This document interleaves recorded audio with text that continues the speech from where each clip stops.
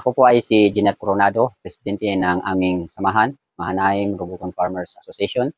Ito po ay nagsimula noong Marso 4, 2021 sa panahon po ng may COVID. At kami po dito ay nabisitahan ng mga opisyalis sa Department of Agriculture at BIFAR. At dahil sa kanilang payo, kami ay nagtayo ng samahan. Dahil kami po ay nasa agricultural land, naisipan po namin magtulungan sa pagtatanim ng mga pananim gaya ng mais, palay, mga iba't ibang klaseng prutas, iba't ibang klaseng saging at mga gulayan at iba pa. Layunin po ng aming samahan na maging self-sufficient po kami na hindi na umaasa sa syudad. Gayunpaman, nagtulungan po kami sa pag-aalaga ng mga manok at paggawa ng mga fish pond para matugunan ang pangangailangan ng bawat isa. At sa awa po ng Panginoon ay unti-unti na pong natupad ang aming pangarap na hindi na bumili ng pagkain na galing sa syudad sapagkat naging masagana po ang aming ani gaya ng ani sa mais at palay. Isa pong nagbigay sa amin ng inspirasyon nang kami po ay nabigyang pansin ng taga Department of Agriculture at BIFAR, nabigyan ng libreng training, libreng programa sa pag-aalaga ng mga tilapia at mga pagkain at iba pa. Bagamat matagal na kami dito, simula pa noong 1994, hindi namin nakita gaano ang pag-unlad ng aming pagsasaka. Pero sa ngayon, unti-unti nang umunlad ang aming pagsasaka.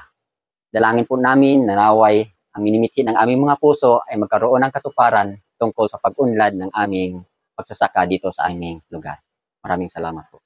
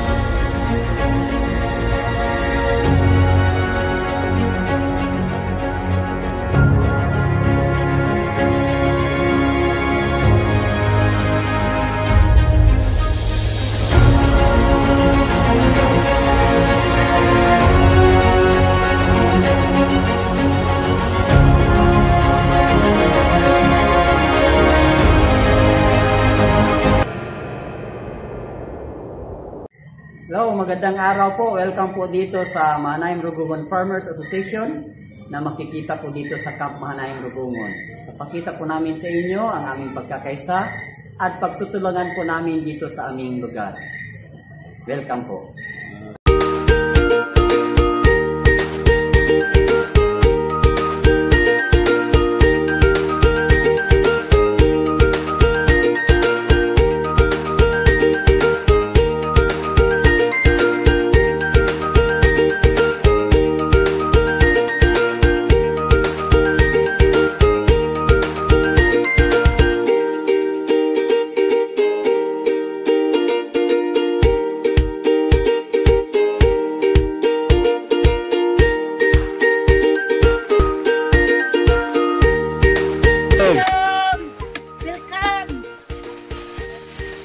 Sa gunahan.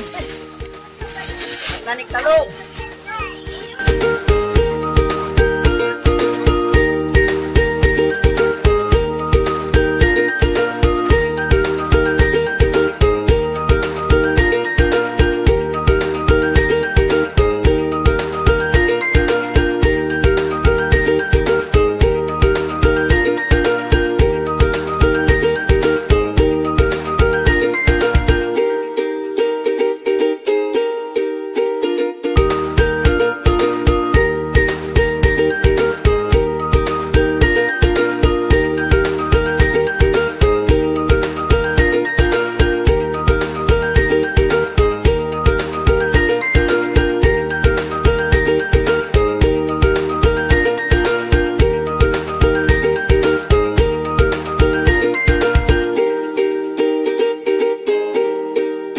Shalom, welcome to our kibbutz.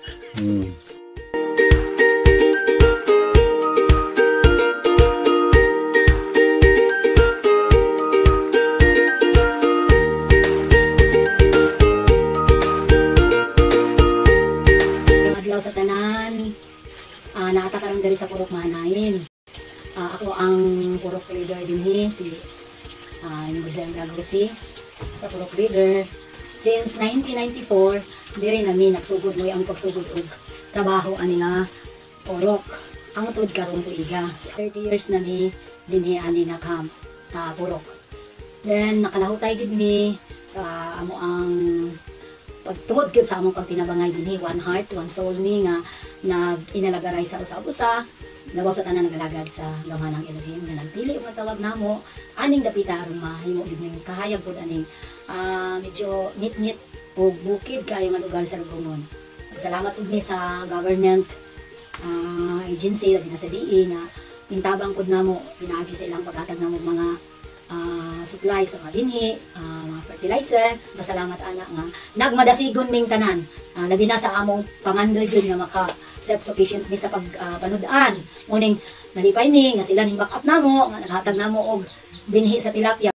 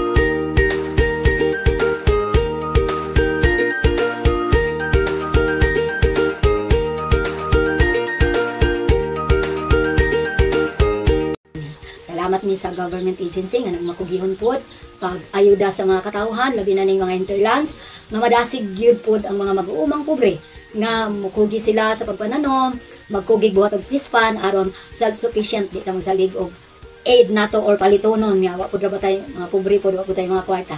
So pasalamat niya na tanan, ug daghang salamat pinaagi gyud sa lahutay sa bunga sa Belang Espiritu sa long suffering. Amo gyud nang giantos tanan nga ma-build up ni nga camp. Salamat. Thank you. Shalom sa tanan. Ako po ay si Jenner Coronado bilang isang membro ng aming samahan at chairman ng aming samahan association, Manaying Rugugon Farmers Association.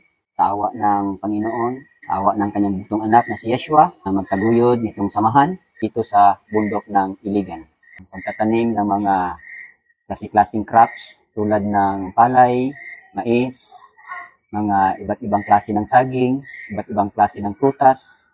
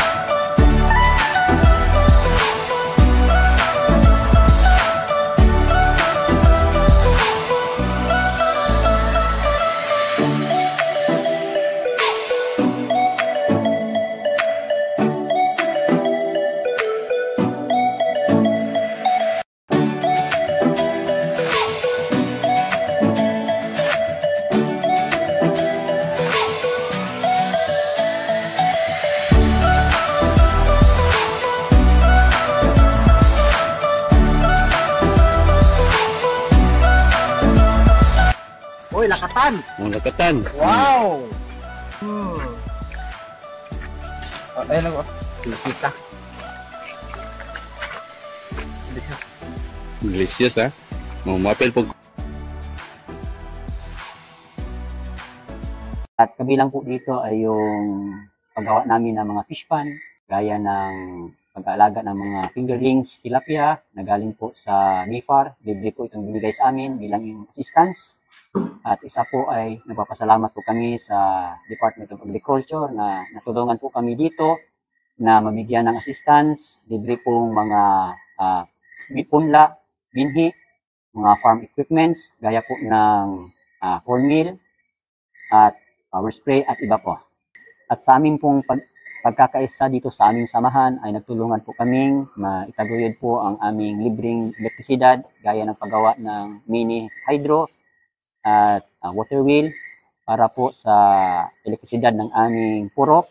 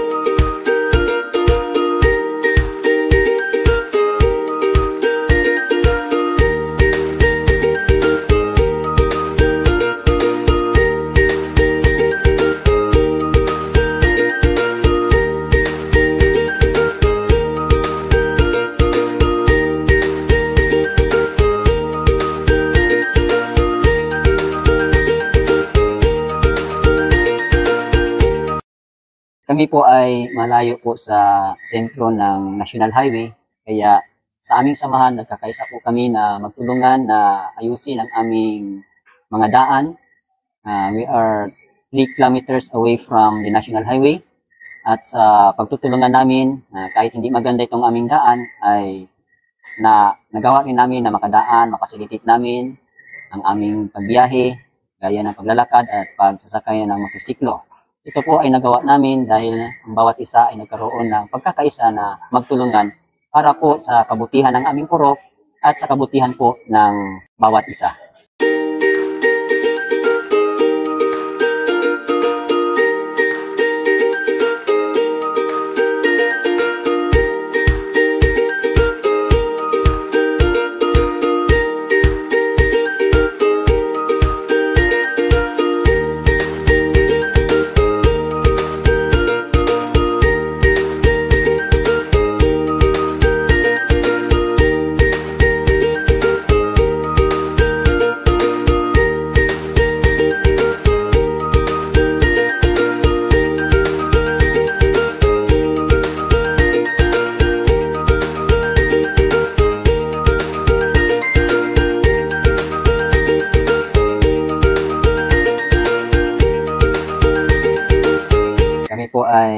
nagpapasalamat lalong-lalo na sa aming ama, ang may kapal at sa kanyang buntong na anak na si Yeshua.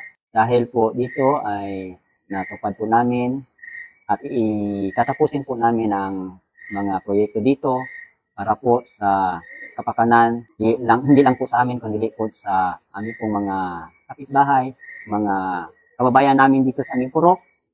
At nagpapasalamat din po kami sa tulong ng Department of Agriculture at BIPAR na isa po sila na ginamit na instrumento para po kami dito ay masigasig na gumawa ng trabaho sa pagsasaka, pangingisda at sa iba pa.